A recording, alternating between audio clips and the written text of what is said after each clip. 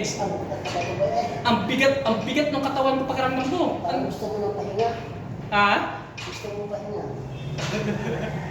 Kaya nga, ngayon, lalo na ngayon, parang hindi pa lang talaga sana, parang pagka yung pagkain ba, nasa rep na lang sana, sarap na talaga matulog, di ba pag nakauwi ako mga alas 10:30, sarap na talaga matulog hanggang kinabukasan eh, kumbaga, parang tatayo ka na lang, kakain ka na lang sana, kakain kang nakapikit yung mata, kung pwede, kasi ano lang, pupunta ko ng palengke eh.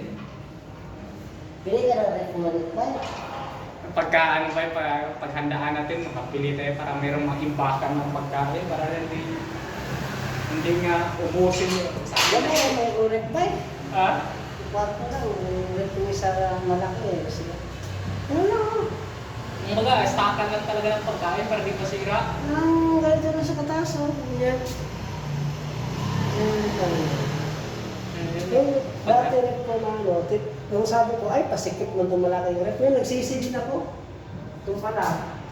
Kailangan maganda pa rin malaki. Pero pag solo ka lang, Pwede. pwede. Pero pag may pamilya ka, Hindi pwede kasi parang ano naman, ikaw lang yung magtabi ng pagkain tapos yung pamilya mo hindi.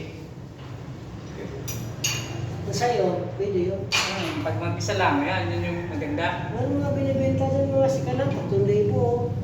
Meron Sa mo barangay 310, 3,000, 2,000, yung ganun kaliit. Di bali mag-iipon, pag-ipon na namin yan.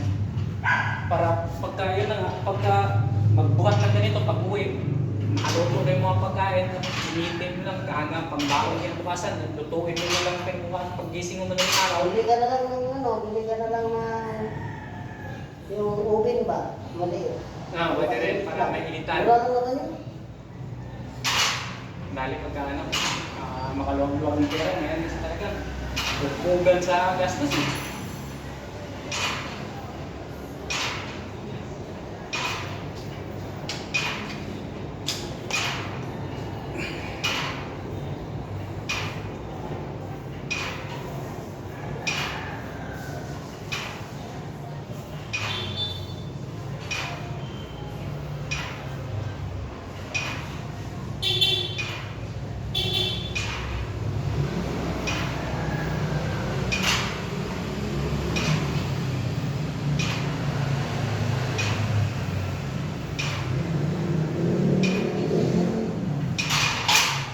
Ayoko na gawin sa susunod. Na, Tutulog ka, tapos sa gym. diretso na lang ano.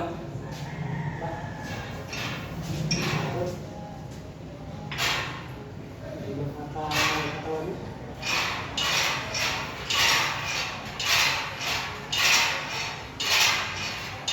Tambay talaga.